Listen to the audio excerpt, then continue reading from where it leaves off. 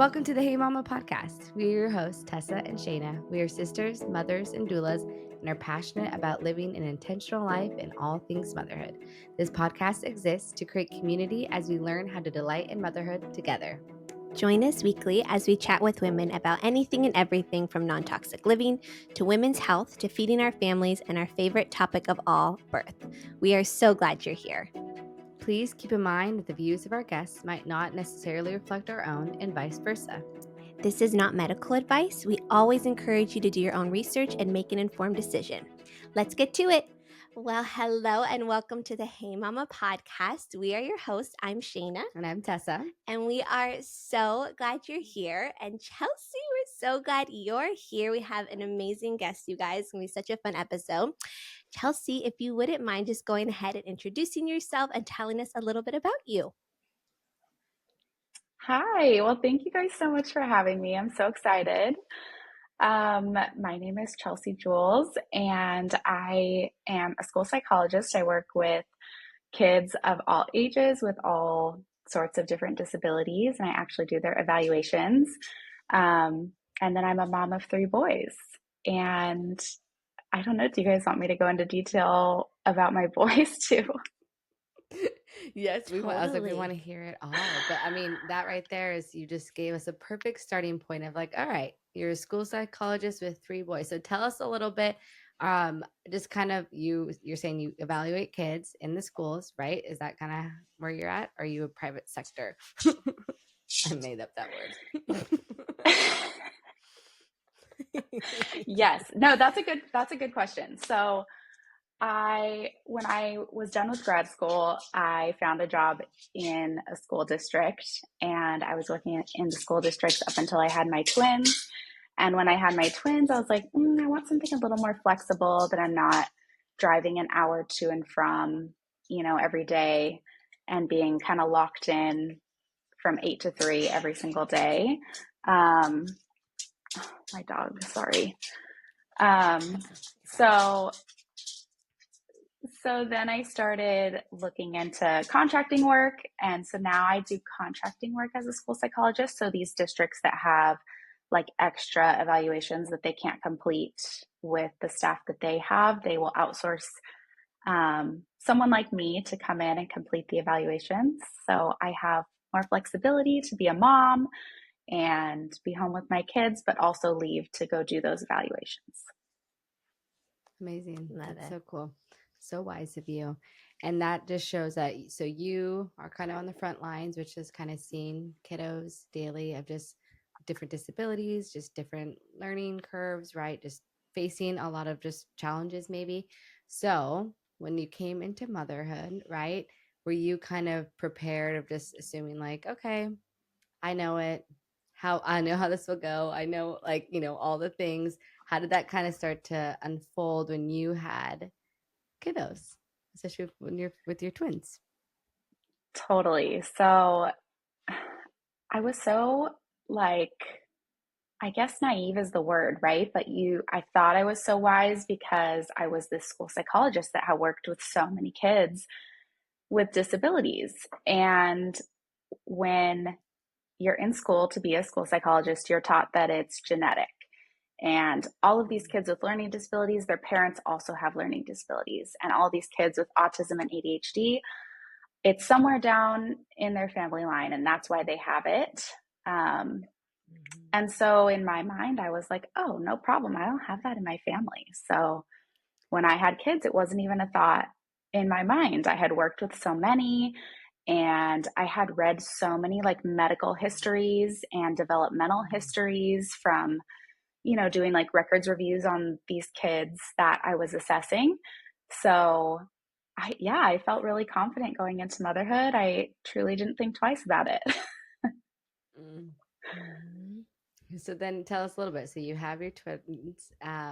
What starts to happen where something changes, where you Yeah, kind of saw warning signs of stuff? totally. So I had my twins. They were born premature at 34 weeks. And Okay. gosh, there's so many pieces to this story, you guys. I'll start from Give the it, beginning. So yes, give it Please. all.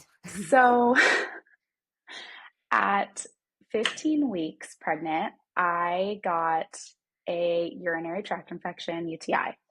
And I went to my doctor and she was like, no, we tested your urine. It all looks good. You're clean. And I was like, no, something doesn't feel right. Like something more is going on. So I think a week later I called and I was like, hey, did you ever check my urine again? She said she was going to check it again. And she was like, oh my gosh, no, let me go check it. She's like, oh, you know what? You do have a UTI. So I was like, okay, great. What do I do? I'm pregnant. I don't know. You're my doctor. I'll listen to whatever you say. And listen, I had identical twins inside of my body, so I was never given the option to go the holistic route because identical twins are so rare and tedious of pregnancies because they share the same amniotic sac. So really the safest route for them to enter the world is a C-section, because if one comes out and the sac is removed with that one, the other one's still in there. Does that make sense? So there's also something called TT, I think it's twin transfusion syndrome, that identical twins can get, where one takes all the nutrients from the other one. So I was heavily monitored my entire pregnancy. I was never really given the opportunity to like have a holistic pregnancy, if that makes sense, because they, you know, identical twins are so unique of a circumstance. Anyways, back to my UTI. So I had a urinary tract infection that my doctor missed. It turned into a kidney infection. And I remember being up all night in just like level 10 pain. And I was like texting my sister and she's like, oh no, do you think you're in like preterm labor? And I was like, no, it doesn't feel like, you know, I'm contracting or anything. It's just super painful in my back. And so I called like the nurse hotline and they were like, yeah, you should probably go to your doctor in the morning. So I went to the doctor and I was admitted to the hospital immediately. Like she was like, yeah, you have a kidney infection. So then I was put on morphine and given antibiotics, and just, you know, I'm a first-time mom. I have no clue how to advocate for myself, or, you know, I trust the doctors like most people do. I trust my OBGYN. So then she says, she goes, you're going to need to be on antibiotics for the rest of your pregnancy. We cannot have this happen again. And I look back at that moment and I'm just like, okay, sure. Like I followed what she said. So from 15 weeks on, I was on an antibiotic. And it's crazy. I've talked to so many other moms now who also have the same situation with kids like mine who were on antibiotics while they were pregnant. And interesting. So, and it's crazy because I never even, it is infuriating. I know. I look back at it and I mean, every day I think about it. You could imagine. I just think about it every day. I'm like, how could I have been so naive to think this was okay? But my doctor, who I trusted, was telling me it was going to be okay. She gave me absolutely no indication that this could harm my children, you know? Right. And I'm so heavily monitored by her and it's called an MFM. It's a like specialized doctor that you go to if you have any sort of complications. So heavily monitored by them, and I felt super safe. I felt like great about everything. So you probably had a stronger relationship with your OB just because of how much you were seeing her being monitored that way. Right. You probably had a way stronger relationship than the typical OB experience, like especially for a first-time mom. So that's really interesting. Right. You had already, you did really trust her, because imagine just, and I'm not putting the fear on you, but you probably had just naturally more fear of like a first-time mom being pregnant with twins. Like that's a lot just to take in and just to accept. And I don't know if you were prepared to have twins in your family or where that really came from.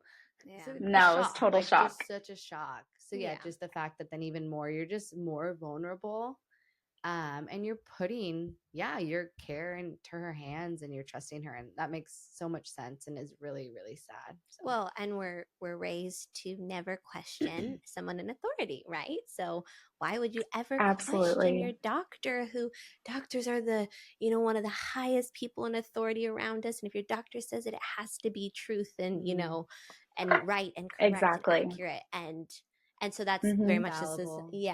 the society that we, especially in the Western society, that's just what we've grown up with. So yeah, if your doctor says it, of course you would be on an antibiotic your entire pregnancy, because you're also not being empowered of like, but this is your body and your pregnancy and you have options, right? There's so many complications that this may 100%. cause your Yeah. unborn children. And we Yeah. actually have no Hmm. idea Yeah. some of the complications it may cause. But yeah, we're going to tell you it's completely safe.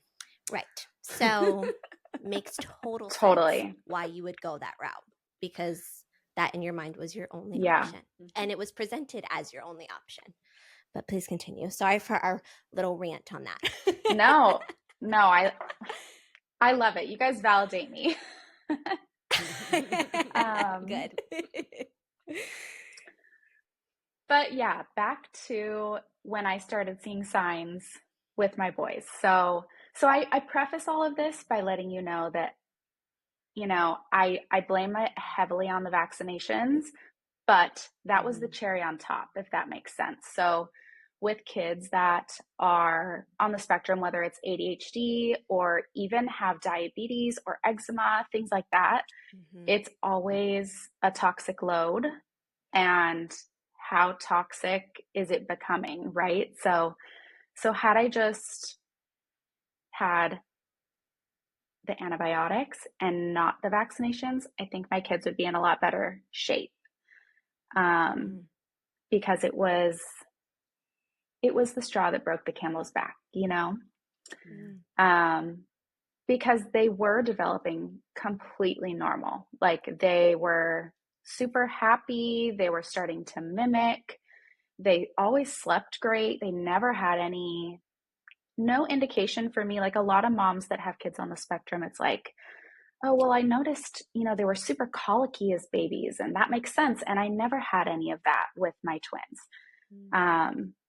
Up Because until, there are the families who from birth are literally seeing signs, whether it's yeah, lack of eye contact or not even following the eyes, whether it's lack of babbling at all, head movement, yeah, right? All these different things that, I mean, and I'm not a psychologist, but I did speech for 8 years of just like working with kiddos that way. And it's just like, oh my we can gosh, Tessa, see. I forgot you were in speech.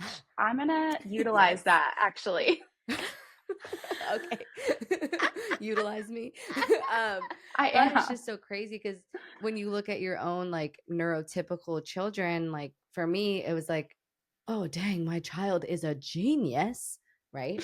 This is me as a first time mom, like, wow, this is crazy, the things he can do. But I was just so not used to neurotypical. And so it's just wild that Totally. they are communicating from day one with us, right? And so crazy. So they were developing beautifully, Yes. with you and showing those signs. And yeah, there was no indicator of anything. When did something start to shift?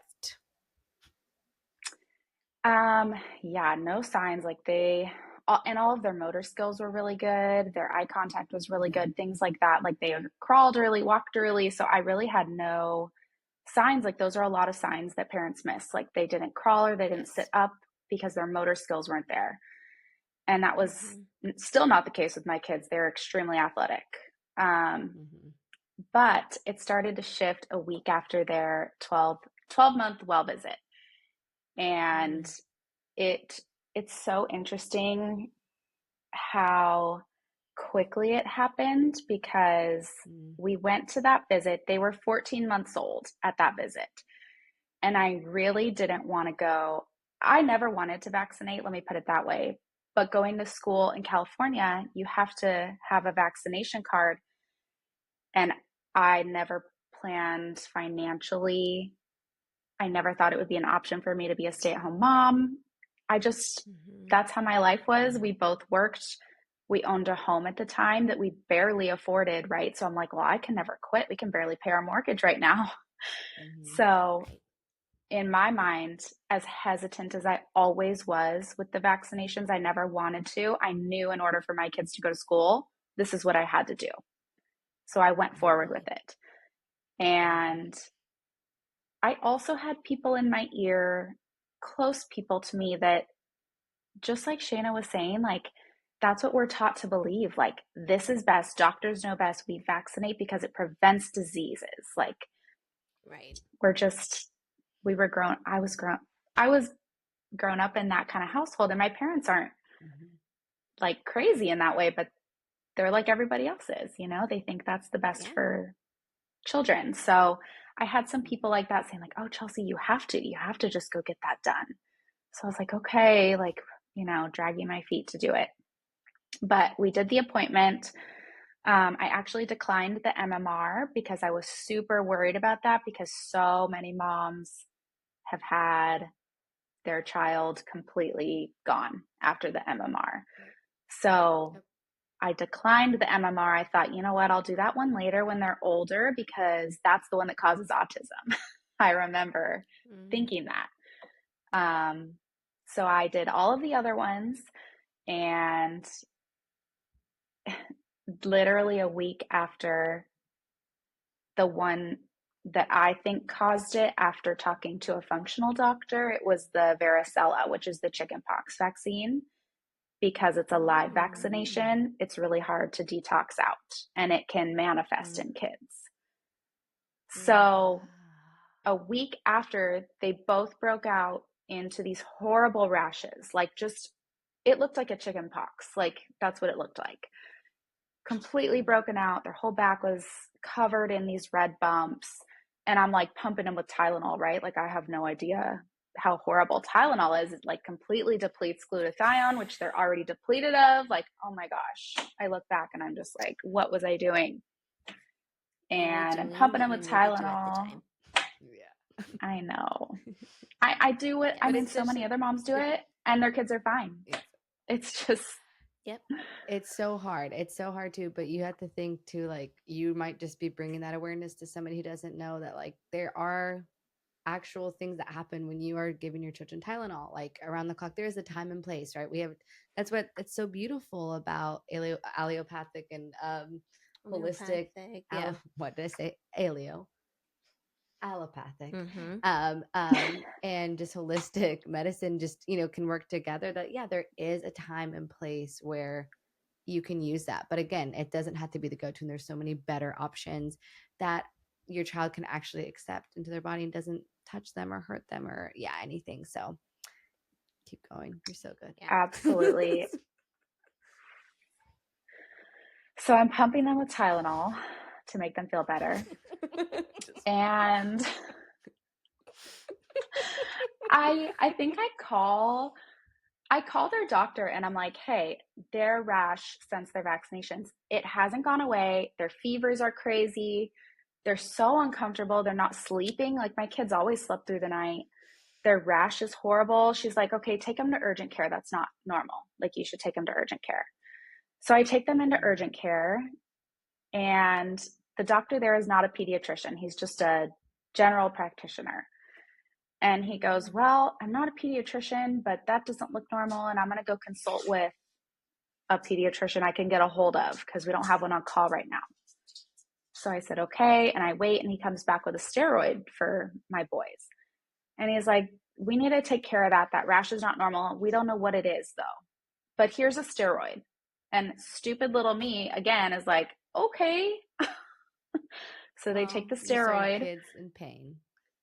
Your kids are in pain. I know, and I know what to do.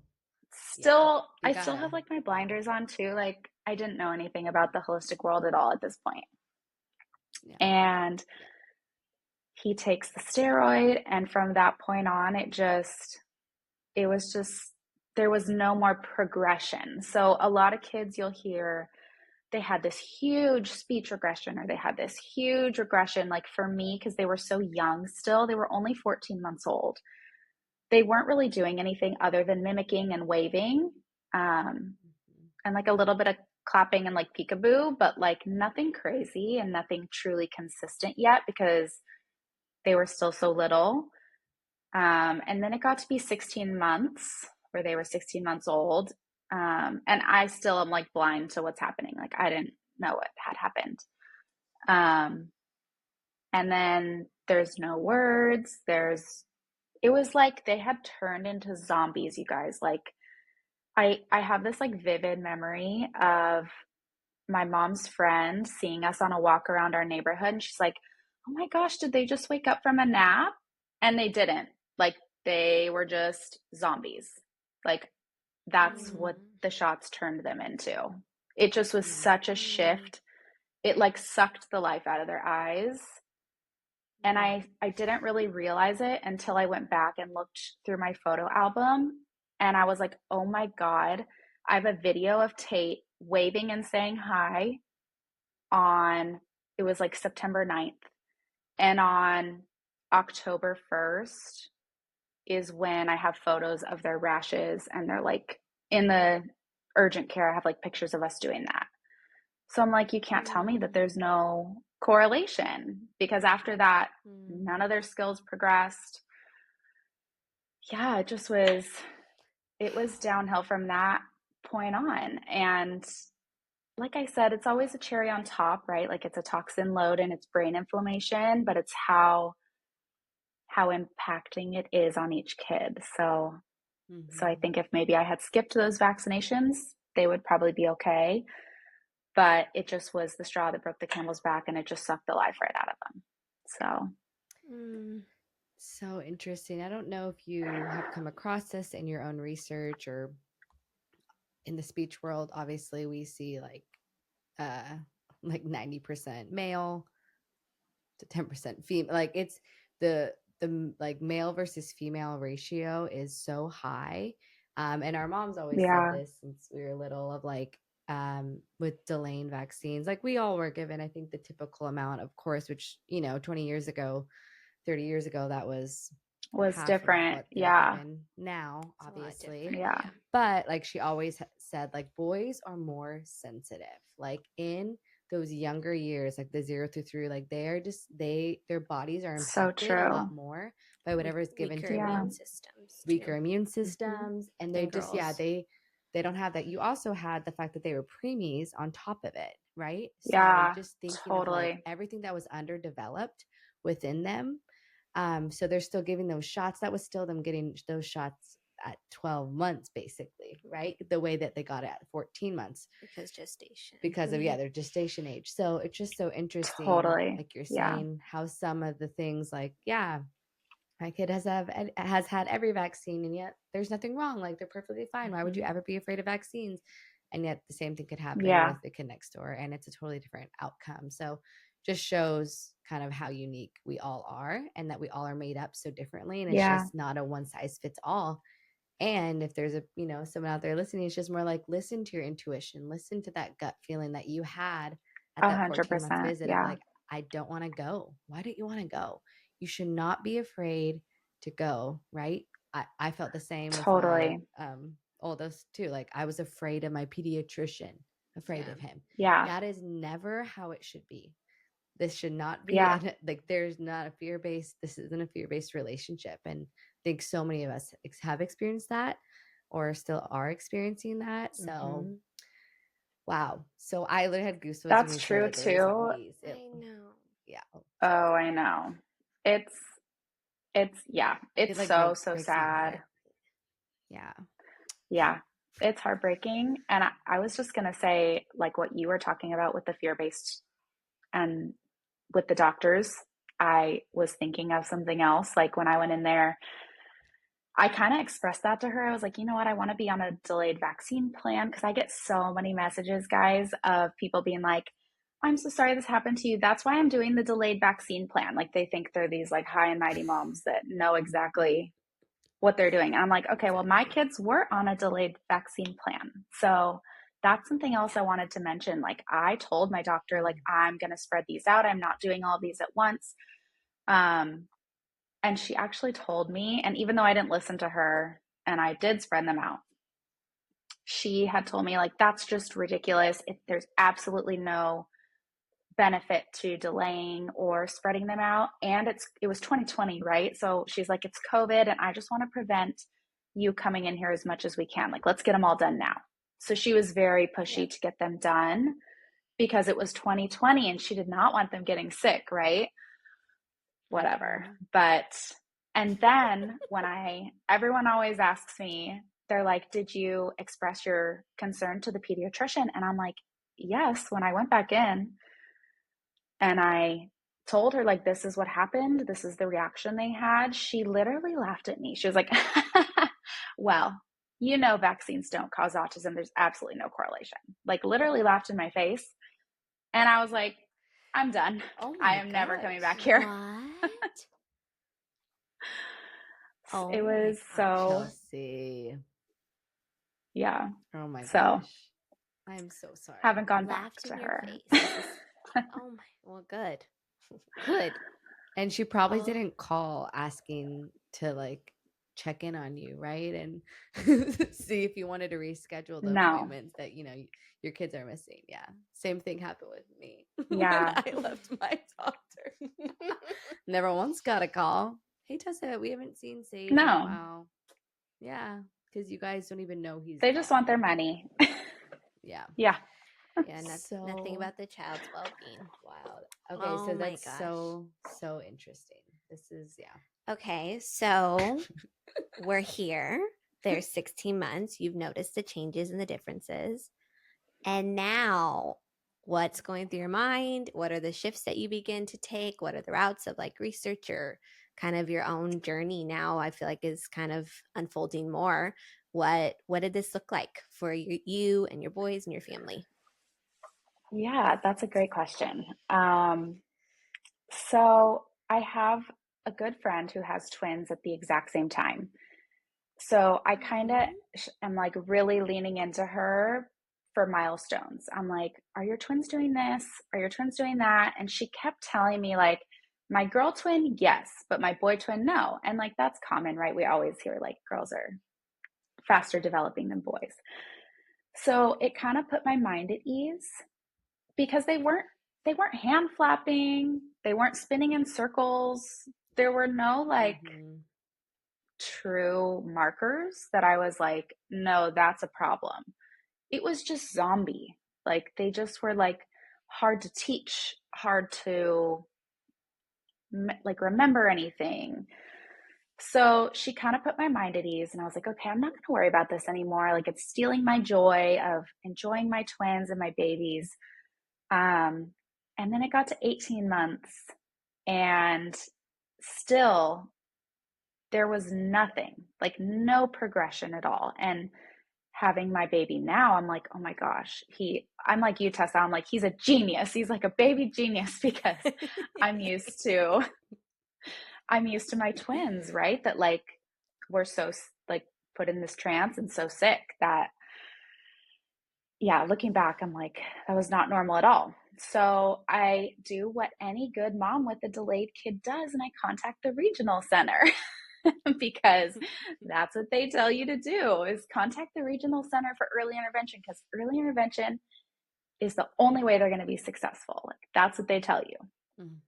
And I get in for evaluations, and they are in the low average range. And I only know that, and Tessa, you probably know too, because we are, we study the standard scores. And so when I saw those scores as a school psychologist, I freaked out. They were like in the 70s, and 85 is the start of average. So when they were in the 70s, I was like, oh my gosh, like, how is this happening? Like, I was so confused, you guys. Like, I have never been more confused in my life. I just was beyond confused. Like, how could this happen? I don't have this in my family.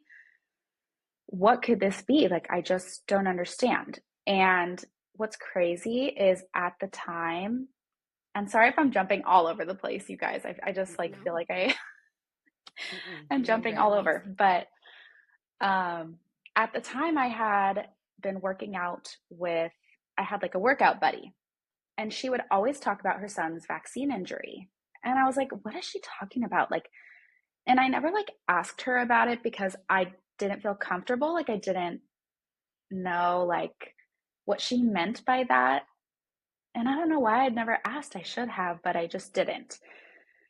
So I had actually moved into a new house, so I stopped working out with that girl, but I had always had in the back of my head her son and the vaccine injury and how she had exemptions for her other kids. And I'm like, you know what? I'm going to text Alicia and see what she meant by that vaccine injury. So I texted her all of my boys' symptoms, and she literally wrote back and she was like, oh my gosh, my heart is in my stomach, or like my heart's in my butt. I can't even, like, this breaks my heart. This is horrible. Because she knew what had happened to my boys was exactly what had happened to her son. And she truly is the person who led me down this like holistic healing route, because I would have had no idea that this was even an option, because just like we were saying, doctors, therapists are not told or given direction to tell parents that they should start with diet or lifestyle or eliminating toxins because their child has an inflammation issue. Anyways, my friend Alicia told me everything that she did to help her son. And I took that information and I freaking ran with it. Like, I was just like, this is it for me. If she can do it, I can do it. And then I just started researching everything she told me. But I still was under the impression that therapy and early intervention was key, because I am a school psychologist, right? Like that's what I'm told. That's what I went to school for 3 years.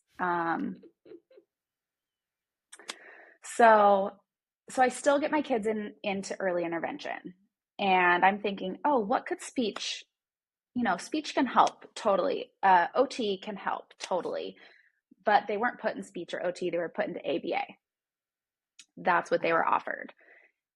And it was in-home ABA. And it did nothing for my kids. Wait, why wouldn't they offer speech? They obviously qualified for speech and OT, right? So is it just resources at the time? No, this is going to make you guys mad too. So they only granted me 5 speech sessions. My insurance only granted me 5 speech sessions.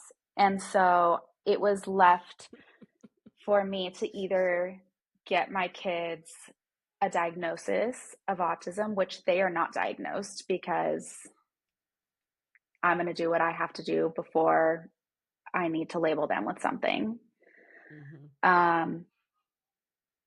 So then they can get speech therapy, but their speech delay alone wasn't enough for them to grant more sessions with the speech therapist.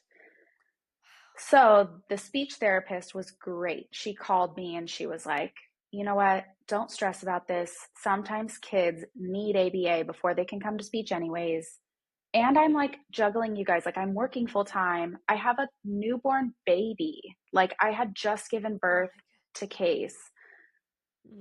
I'm like, my head's spinning, right? Like I can't drive them to OT and speech and work full time and have my newborn. And like, I couldn't do it all. Like, I just was like, I need to focus on one thing and one thing only, because I can't do all of this. And so I thought, okay, well, maybe it's a sign they weren't granted the speech sessions that they should be. I'm going to just take this ABA because it's in-home ABA.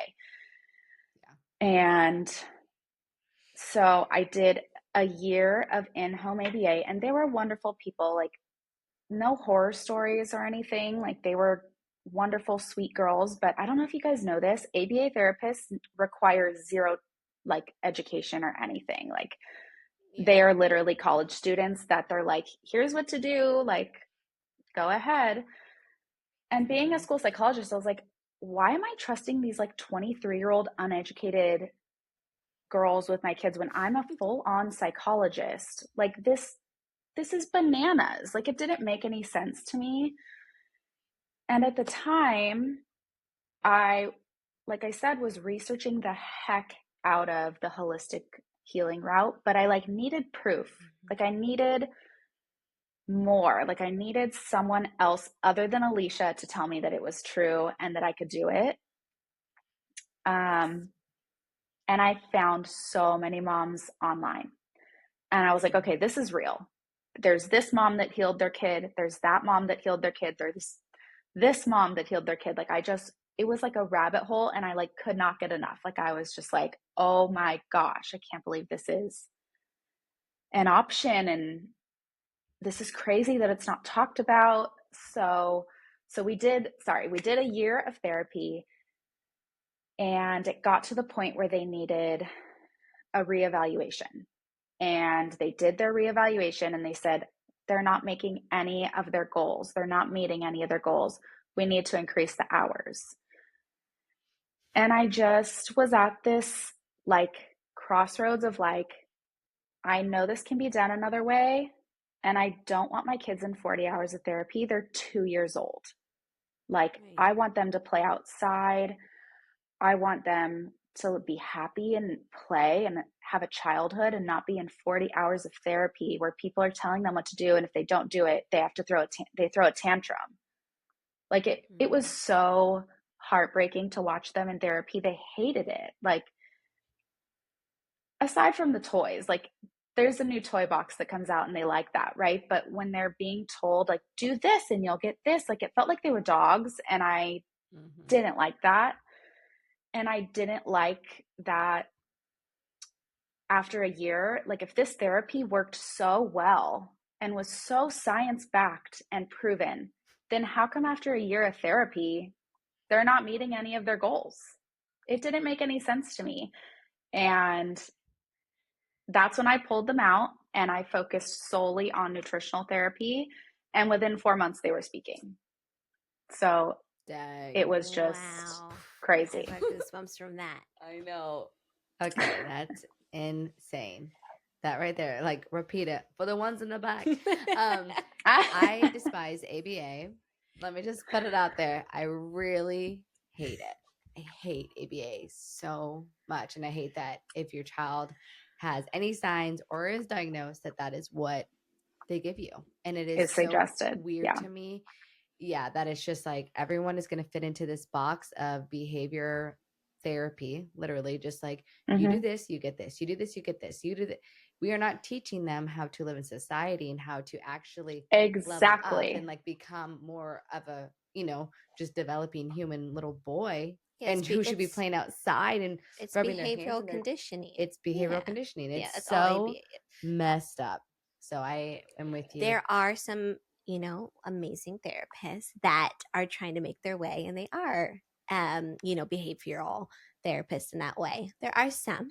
No, there are, and it's but that's not typical. And again, so that's like when it's the one size fits all. As we know, all of us, because Shayna is all education as well, so it's just interesting. We're all here, but there are those kids who are like, ABA was the only way that they got to go to the bathroom on their own, and so it's like you see it does work in a realm. There is a realm, children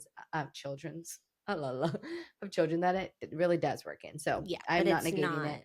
I just always had a hard time myself of like, I'm a very much more like, we're trying to bring them into society, not box them into this drawer for the rest of their lives. Like that is more my heart as a therapist. So yes. So 4 months, you started nutritional. What did therapy. You do, girl? That is wild. Yeah. Tell us. Go. We're ready. So we can't wait. It was such a roller coaster, and it's really hard to figure out at first. Was your husband on board with you? Was he partnering with you on this? Because I think a lot of times, just for the mamas who are, you're doing it all, you're doing all the therapy, you're doing everything, to not have a husband or partner who is with you and like doing this together is really, really hard. So how did you navigate that within your relationship? Yeah, that's a great question. And I actually get that question all the time in my direct messages on Instagram. Um, Mhm. Matt has always been my biggest supporter, so luckily I didn't have that problem with him. Um, he's always he's always prioritized me as number one, which is why I married him, right? Like he's always like proven to do that. So with all of this, like it was obviously a very, very difficult decision to pull my kids out of therapy, go against the grain, against what society says is the best way. I was really nervous, to be honest. Like, I was like, am I doing the right thing? So we talked about it a lot, and he would always just say, whatever you want to do, like, I support whatever you think is best. Like, you're the mom, you know what's best. So luckily, he was super, super supportive. But I know so many, like, it's hard to go against the grain, you guys, like, as you know, but like, especially with this topic, it's such a taboo topic that I know a lot of couples disagree on. And yeah, luckily Matt was super, super supportive, but it does, Awesome. it makes a difference if you have a supportive spouse. Mhm. Yeah. Yeah. That's hard to go against the grain and do something that there's no one else around you doing, right? So like for your partner, your Right. husband to see like, well, I know X, Y, and Z did it this way and they saw outcomes and they saw results. And you're like, yeah, but we're actually going to do it this way. And I heard from this mom over Instagram that she had results. Like, yeah, but we don't know her. So that is hard, but Yeah. so amazing that you had someone supportive in that. And so then what did you do? What was that 4 months turnaround? So, okay. So I started reading a ton of books. There's a book called Autism Reimagined by Jodie Meschuk, I believe her last name is. It's fantastic. And she went through the same exact story, right? After vaccinations, her kid was gone. And now he's like a completely typical teenager. So I read her book, and she mentioned the GAPS diet. The GAPS diet is the gut and psychology syndrome diet. So I bought that book specifically on what the GAPS diet was, and it's by Dr. Natasha Campbell McBride. And I started reading it. It's a very, very complex, very difficult book to follow because she's probably just so smart, right? Like it was hard for me to digest like everything she was saying. So I started looking up like all of the like broken down versions of how to implement this diet. And I was very worried because this diet contains like basically meats that are boiled in broth, beef stock, chicken stock, fish stock. Like imagine your 2-year-old who only eats chips, only eats cookies, having them eat something like this. Like it wasn't going to happen. So I was super worried. So, but I also knew I needed a huge change. And I had been doing gluten and dairy free for months. Like I had done it for like 6 months because so many people said, oh, gluten and dairy free worked wonders for us. It didn't do anything for us. Like reduced meltdowns a little bit, but nothing life changing, nothing to where I'm like, okay, let's kick this into high gear. Like I'm ready to see some changes. So I went cold turkey and did the GAPS diet. And it was extremely difficult. And I had to get really nifty with what I was serving them because, again, they're used to eating chips, cookies, and like smoothie melts. Like at this point, that's all my kids were eating. They were not eating anything nutritious unless I made them a smoothie. And I got a little carried away with the smoothies because that was the only nutrition that I felt they were getting. So then I burned them out on the smoothies because I was like adding beef stock to the smoothies and they were like, this is not good. So I can't. I've done that. I've done it too. I And did it some was bone bad. broth. It was I did bone absolutely broth. disgusting. It was a garlic bone broth with like raspberry smoothie. And I was like, why did I, what? Yeah, our poor children. Anyways.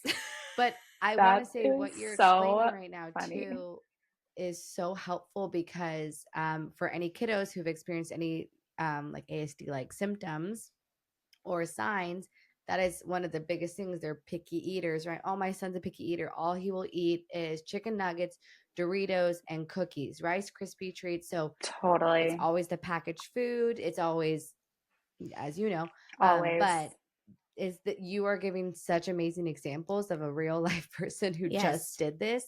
This is unheard of. So, like, you're Please amazing. continue. Keep Yes. going. But this is so helpful. Thank you guys.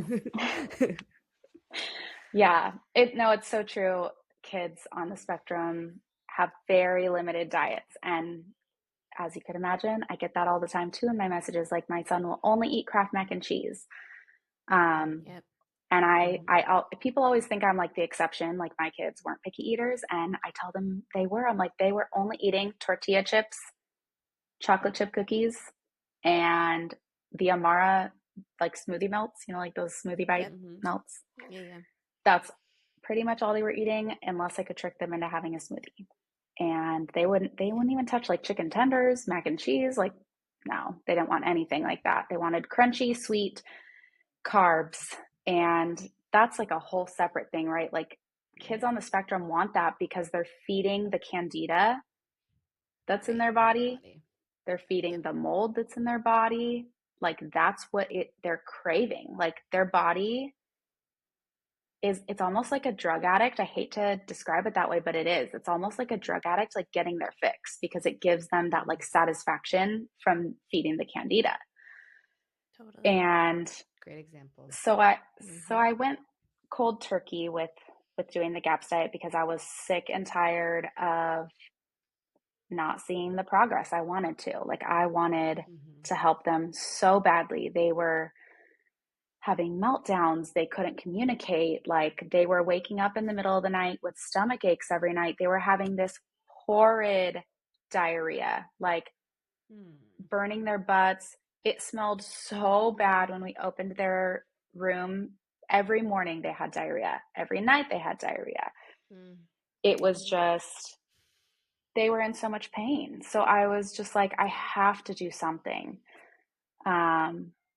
And I actually at this time started working with a functional medicine doctor as well. And she was wonderful. And I don't necessarily bring her up too often because I think she was helpful, but she wasn't like the end all be all for us. It really has been figuring it out on my own and implementing the diet. So I had to get super nifty with the diet. And I did about 2 or 3 days of strict GAPS diet. Like, I was serving chicken skin chips because they were crunchy and salty. So I would roast a chicken, peel the skins off, and like fry them or put them in the air fryer. Like, I didn't care how toxic it was going to make it. I wanted them to eat something that was on the diet. Like, I was like desperate for them to eat something. So after like tantrums and refusals, like declining all of the foods that I put out, they finally would eat the chips if I like, what's the word for it? Modeled it. Like, if I modeled eating it and showed them like, look, it's really crunchy, they would get interested in it and they would try it. So they really ended up liking the chicken skin chips. That's when I started making kale chips because that was crunchy. Amazing. I started getting clever with like bananas because on the GAPS diet you can have bananas. So I would put bananas in the air fryer and get them really crunchy and sweet and put cinnamon on top. So I did that for a long, long time. I think for like 4 months actually. And that's when I saw the speech. And then I started incorporating the full GAPS diet. And that's where you can incorporate like some coconut flour or almond flour. And so I started staying up like super late at night, trying to come up with these recipes that they would enjoy, but also I would feel really good about. And I started adding in, like, I would start with a basic banana loaf. And then when they accepted that, because it looked like bread, then I would blend in a zucchini into their banana loaf. Then I would blend in a pumpkin puree. Then I would blend in a carrot. And eventually I would start incorporating like meats. And something I always say to parents, like people will say like, oh, my kid will never accept meat. And I'm like, well, cook it so many different ways. Like put it in the crock pot, grill it, burn the heck out of it. Like one of my kids loves crunchy foods still to this day. He's still a crunchy guy. And I will burn the heck out of his meat and he loves it. Like he eats it like it's beef jerky. So I say that to parents. I'm like, serve it to them the way they like it. Yeah. And Chelsea, before you keep talking about it, can you, for those who don't know, like just a little bit, what's like the foundation of the GAPS diet of like the foods that you're eating? Yeah, that's a good question. So it's primarily vegetables and meats and stock. But the GAPS diet is really complex, and that's actually why I didn't do the whole GAPS diet and follow it from start to finish, because in the GAPS diet, if you're following it to a T, you are serving your child raw egg yolks, you are serving them fermented kefir that you are fermenting, and I didn't know how to do that. I didn't trust myself to do that. You are like homemaking ghee, homemaking butter. So as much as I would love to implement that, I have to be realistic with my lifestyle and modern society, right? Like I go to work every day. So what was attainable for me and what was working was doing the full GAPS diet, but a modified version, because I didn't see myself feeling comfortable giving the raw egg yolk. I didn't feel comfortable like feeding ferments. I got worried, what if I make them sick? So yeah, that's the basics of it. It's basically you're supposed to boil meat because what Dr. McBride says is that the meat will heal and seal the gut very quickly. So all of those fats from the broth, from the meats, will heal and seal the gut. And then she allows very few vegetables at first. And then you're supposed to slowly add in more, because the idea is that you're seeing what your stomach will tolerate and how quickly can you heal the gut. So if you're tolerating boiled zucchini, for example, she says you can have zucchini but without the seeds. So she has you do like boiled zucchini in the stock, and then if that's tolerated, you can start adding in other vegetables. So it's very tedious for a 2-year-old to start. Of course. As you could imagine. Yes. Very intense. It's very intense. For sure. Yeah. It sounds like you did an amazing job. Seriously. With how you're doing it. So that's a lot of work. Yeah. How old are they today? So this was right around the start of the 2 years, like when they were 2 years, right? That you had started this, you pulled them out. Yeah. Or a little bit after, I guess, a little bit after 2 years old. You pulled them out. Yeah. Any therapy, you start the nutritional therapy. How old are they now? They are 3.5 now. And they're not in any therapy. I have like completely dedicated my mindset and like my beliefs to holistically healing. And that's not to say I won't do speech in the future, because I think for articulation reasons, they would probably benefit from it. But it's just so crazy to see how far they've come. So it's actually almost been a year, because I started the GAPS diet in March of last year. So it's almost been a year. Amazing. And this is cool. Great timing. Yeah. I know. Oh my gosh, it is. I love that this is like documented. Yeah, congratulations, Mama. Way to go. Huge for you. That is a huge milestone. You need to take Thank yourself you on a guys. trip. On a Go trip. sleep. Have a spa. I know. Just go to an Matt has the boys. all-inclusive. Go to Ojai Valley Inn. You deserve that. $650. Oh my gosh, that room sounds a night. so nice. Yeah. You do. That's the cheapest. You do deserve that. Okay, anyways. sorry. Maybe if these It's been a year. brands start sending me. Hopefully that happens. Guys, having Let's a get brand on trip it. for Once Upon a Farm. Oh, that would Let be me know and I'll be there. cool. So cool. But yeah, so it's been almost a year, and when I started in March, so I've been doing this for longer than a year, but truly implementing like the GAPS whole food style diet has been a year. And when I started, my kids had 0 words, 0 awareness, 0 everything. Like they were kind of just lost. Like my mom would even say like, yeah, they're kind of just, lost in their own little worlds. And now today, I've like lost count of how many words they have. They know all of their letters, numbers, colors, shapes, animals, animal sounds. They know, like, one of my twins has like mastered so many things. Like I'm trying to like think of all the things that they know. Like he'll say like, I want juice, like learning to communicate by advocating for himself.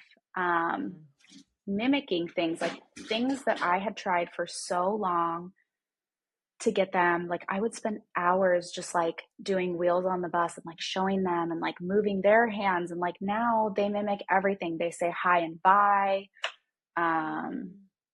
They say, I love you. Like there's just so many things as a mom that you like want so badly, but you never get when you're a parent to a kid on the spectrum. So that's why I believe in it so heavily now too. And like everyone's skeptical when you start, right? Because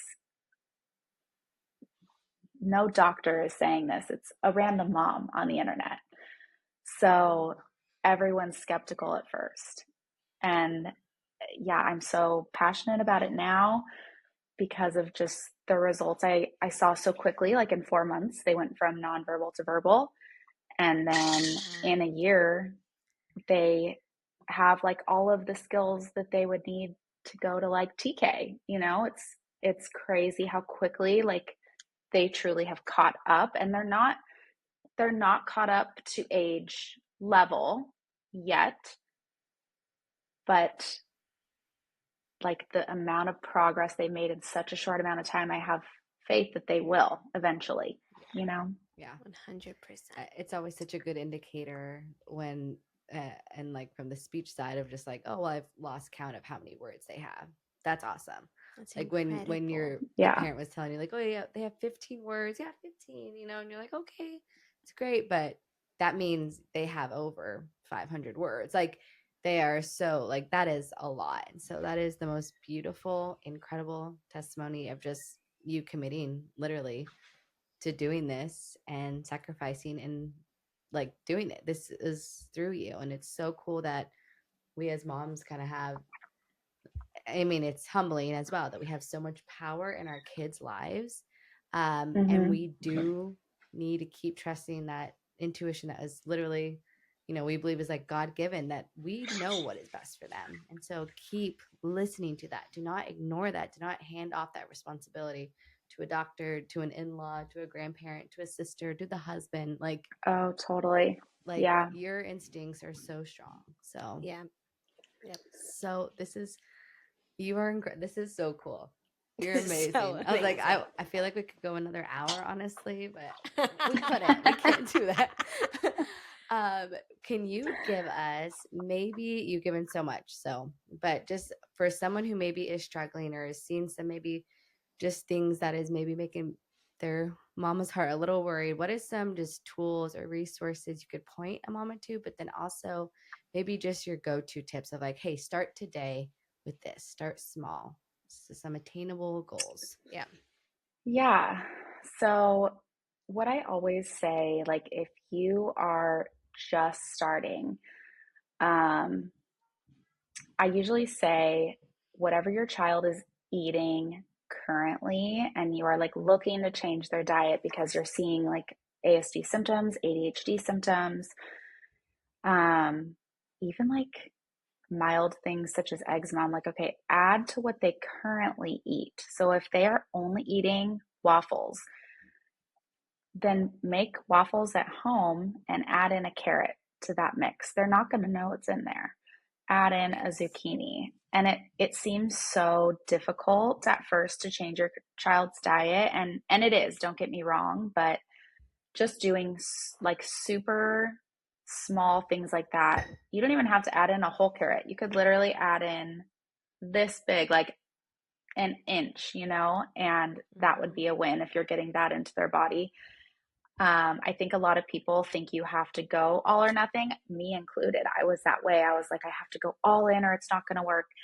And I think my biggest piece of advice would just be like, start with one meal, start with breakfast, start adding a vegetable into something there, or start adding a meat, whether it's bacon or sausage. It's better than a frozen Eggo waffle if it has clean ingredients. Something else I always encourage moms to do at first is to start reading ingredient labels, because there's so many brands out there that market as a health food brand, and they have all these things like gluten-free, non-GMO, organic, but then you turn it around and there's a paragraph of ingredients and it's like high fructose corn syrup and vegetable oils. Yeah. Yes, exactly. And there's 30 grams of sugar in it. Yeah. And then 40 added grams of sugar. And you're like, wait, what? Exactly.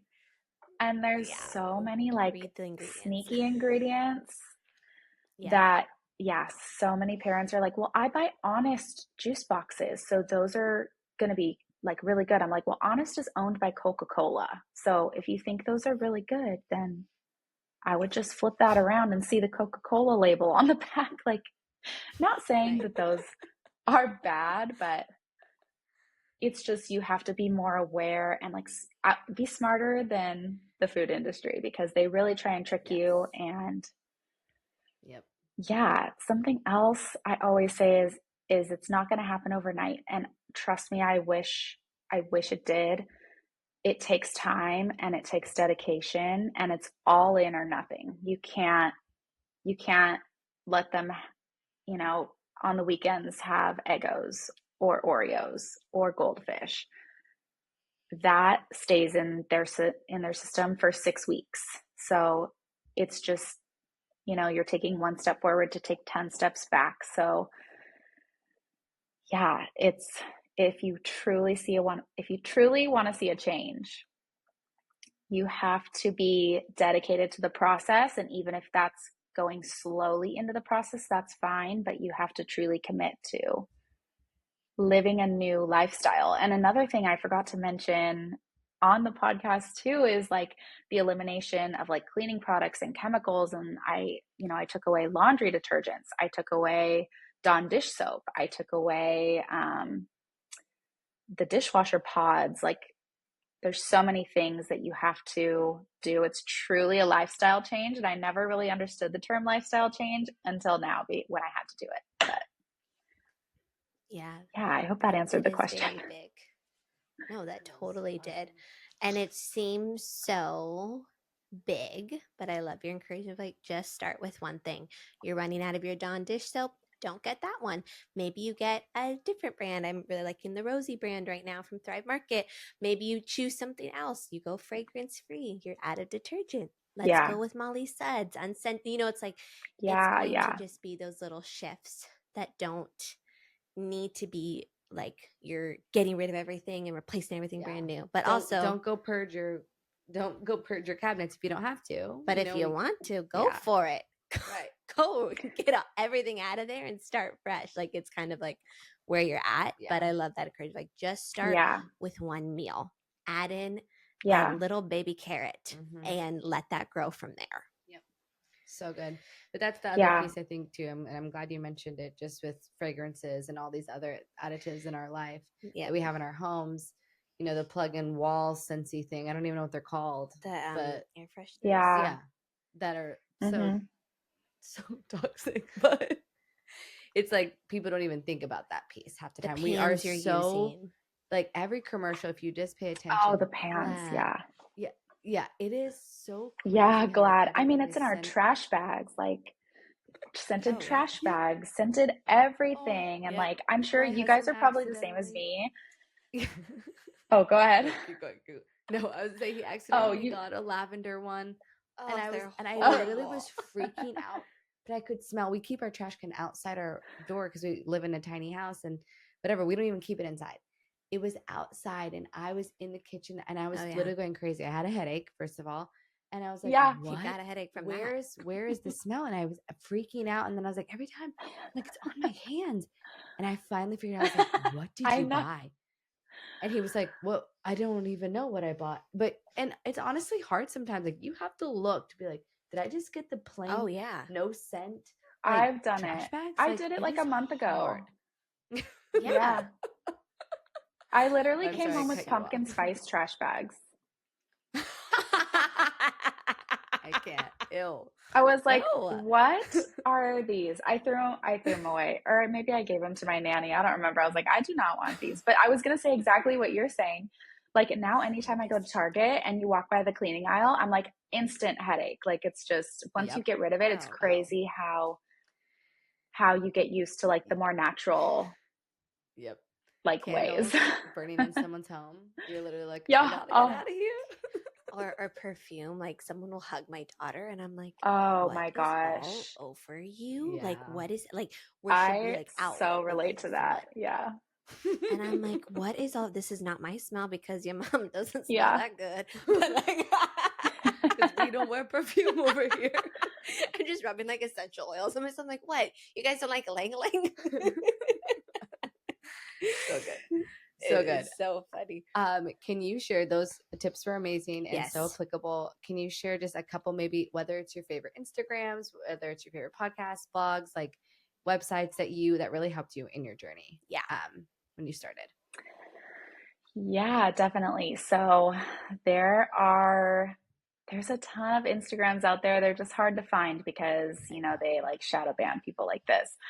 Um, but there's one lady that like so gave me the confidence to like take this information and run with it. And her Instagram is Rebel Spectrum. She, same situation, had a son on the spectrum, and now he like doesn't meet eligibility or qualify for any diagnosis. Wow. And then I mentioned Jodie Meschuk. She is the Warrior Center on Instagram, and same Okay. situation with her son. But she actually is so interesting to me because she has taken like this holistic healing to like a whole nother level, and she works with like women with PCOS, and she just does everything holistically. She has like a Dr. Mom program where she like basically teaches you as the mom how to be the doctor with So homeopathic love it. remedies and things like that. So love it. So yeah, I would say those are the two that truly like gave me the confidence to do this. Amazing. And yeah, I'm trying to think. I don't think there's any podcasts that I was able to find because trust me, I looked for them, but Mm-hmm. they weren't really there. I'm trying to think if there's any more. Yeah, those are really the two that I mean, there's so many, you guys. Like now that I'm like in this world, there's so many I could list off, but yeah, those are the two that are probably the most vocal about it. A lot of us, including me, like you'll notice on my Instagram, I hardly ever use the word autism or ADHD because it's it's a touchy subject, number one, and number two, they'll ban you. So, Yep. yeah. You're doing amazing work, and everything you show from just like your different hauls at grocery stores to the foods that you're feeding your baby, they're not babies, your your 3.5-year-olds, and then your youngest. I don't know how old he is. Is he 2? Yes. He is 1.5. Okay, 1.5. That was so cute. You guys just eating some sauerkraut. I was like, go girl. Oh He just, my because right, gosh, that he was your, loves sauerkraut. he was just eating sauerkraut. I love it. Sauerkraut is great our for kids people. are obsessed with sauerkraut I too. So know. we love to see It's sauerkraut so banners. good. But you're doing such amazing work, just raising awareness and just Yes. such applicable, just whether it's hacks or meals and food ideas. So thank you for all the amazing work that you are doing, and we love seeing it and being a part of it. And can you tell everybody where to find you and how they can learn more before we close? Yeah, I know. I thought to myself I should have introduced myself, but it's also new still. I'm like not used to this, but yeah. So on Instagram, I am at the Holistic School Psych or Chelsea Juels.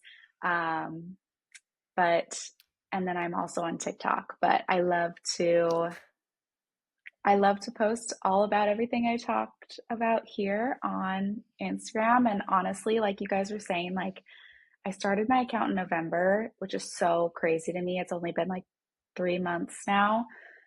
And I have like over 60,000 followers. And I say that only because it's truly like that's how many moms relate. Like, Yep. not to say that, oh my gosh, look how many followers I have. It's like, holy crap, that many of us are feeling the same way. And that many of us are having our eyes opened to the food industry, to what Western medicine is doing, to what these vaccines are doing.